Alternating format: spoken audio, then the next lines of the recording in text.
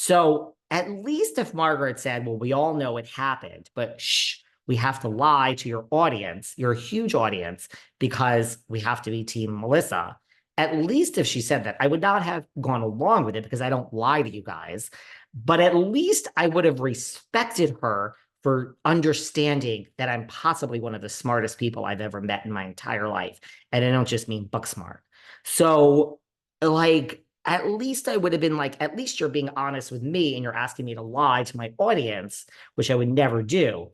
But the fact that Margaret played me for a fool on the phone and tried to pretend that I was a moron and that this didn't happen, I was like, Margaret, this happened. So, like, I don't know if you tell so many lies that you forgot that you're lying, but you're talking to me and I know what happened. So no one else is listening. This isn't on air. It's not in the text. It's not in the DM. There's no proof here. There's no receipt. So at least you could be honest with me. But now you're playing me for a fool and asking me to lie for you, which I'm not going to do for this audience. So the joke is, the whole reason my friendship broke up with Jennifer Aydin is because if you're seen with Margaret and Margaret Sr., you're dead to me, is the exact same reason my friendship broke up with Margaret, because Margaret said, you can't be anti-Melissa. You have to be pro-Melissa, because if you're not, then you're anti-me. And I'm like, oh my God, this is the exact same situation as Jennifer Aydin. And once again, years later, the podcast was much bigger at this point. Years later, I'm like, if I didn't need Jennifer Aydin when I was building the damn podcast, I certainly don't need you now. So see, it's all to influence. And I will not, never have, nor ever will start lying to every single person that is listening to this right now. I am a flip-flopper every minute, every second, every hour of the day, because I will observe the facts and give you my opinion. We will never be team this or team that.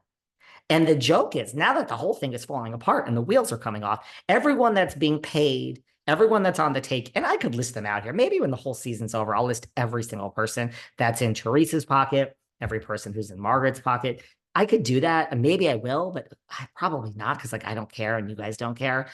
And we've had enough of the toxicity. But the point is, this source of information is now going away for many of these people. And I can guarantee you this, when there's a new dawn and a new day in the state of New Jersey, none of these, 33-year-olds and 41-year-olds are going to put up with all these paid bloggers, because they're going to be like, imagine Aaron Leachy or Jenna or Jenna's not 42, but or like Cy or Aaron being like, yeah, I want you to put this out about her. No, it's back to the old days of Housewives, where things happen on the screen and things happen off the screen, and there's no behind the strings puppet strings. So I just went off on a tangent. I don't even want to talk about myself, but there you go. If everyone's new to the podcast, we get new listeners all the time. We get new people to Patreon all the time. That is a very glossed over version of my fallout with Jennifer Aydin and Margaret. Same thing. And any other New Jersey housewives that's coming on that I was friends with on this podcast, same thing. Like, you can't manipulate this podcast. By the way, if you want more information on Jennifer fallout, Margaret fallout, buy a ticket to the live show. No question is off limits. We cannot plead the fifth. And shockingly, a lot of people had questions for Sarah at the last show, which I loved. Thought they were all going to be for me. No ego. Even Sarah was like, I'd be thrilled if they're all for you. Yeah, no, a lot of them were from Sarah. Sarah has a lot of fans from DC. And I was like, hey, ask Sarah questions. Let me file my nails. But my point is, I used to be friends with Jennifer. I actually one-on-one, and I'll spare you the story of how we got there, which is a whole nother thing. But Jennifer and I did have a reconciliation about a year ago, because the phone rang and it was her. Jennifer Aydin called a year ago.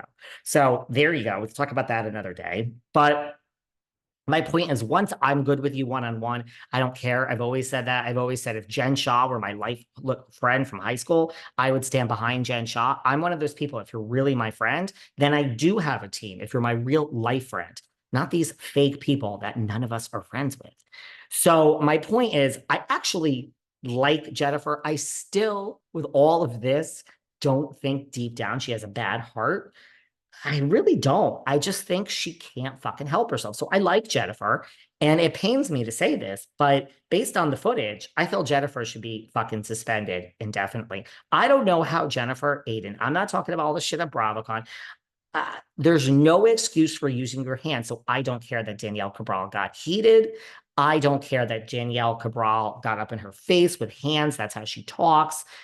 I just care that Jennifer shoved her first. And for me, when I watch that footage, if it were me, I would have suspended her indefinitely and not let her back. That is me. I don't understand how Jennifer came back completely separate from that. If you want to compare it to the Kenya Moore situation, because everyone's been comparing Tom and Ariana, I'm like, it's not the same. Nobody cares. Bravo does not care what Tom and Ariana did off air to Rachel Leviss because there's no exposure to NBC. They don't care. So that's the difference. So stop slipping into my DMs and talking about Tom and Ariana. It's different than Kenya Moore. But this to me is the same situation. It's on air at work. Yeah, it's a different production company, Sirens versus Truly Original, but going up the corporate ladder, I don't get it. If Kenya Moore is still suspended and Jennifer Aydin has a job, I definitely think that is a double standard. 100%. One is physical, one is posting pictures, sexual pictures. One could argue that actual physical contact is worse. Once you talk, I mean, you put your hands on me. I'm not doing what Danielle. The minute someone's hands are on you, you go to the police and you can now file a report. I don't care if you're injured or not. It breaks law. So I get what Danielle did. I might have done the same thing, but I'd like to think that I wouldn't have. And if someone puts their hands on me, I've always said I will not strike back. Just take your best shot. Like if you're going to come at this D, don't miss. Bethany says if you're going to come at this B, I don't even know what she says, but I say D, don't miss, D, don't miss. I'm going right to the police and then I'm not dropping it. But yeah, so there's how I feel. I don't understand how people are Team Jennifer on this at all, other than the fact that you are not a flip-flopper and you have no view or opinion. You're just blindly following Teresa. And that's okay, because I mean, I'm not going to tell other people how to think, but I don't know how you could be one through the first punch, period. So I don't know if Jennifer has a job, period. That has nothing to do with Kenya Moore, but let's go one step further. I don't know how Jennifer has a job, period. And I don't know how Kenya Moore is still suspended if Jennifer has a job. They both have him at the workplace. Letting Jennifer back to work and not Kenya, I do think that's double standard. Justice for Kenya Moore. Yeah, that's really all I have to say. I know I throw a lot in there. I really don't want to talk about these past friendships that break up. It just, this is why you listen to me, because there's no rehearsal. There's no agenda. That just happened organically, and that's what we're here for. We have 5 more weeks of this bullshit to go. God, that was a lot. I love you all. Let's bring in Andrea Lopez as Teresa for, a mini little chat. We will say hi to her. The OC is starting soon. Everyone, yeah, I just was looking at the clock. We definitely have time to say hi to her. And the OC is starting soon, and we will be covering the OC this, right? I mean, the OC is going to be good.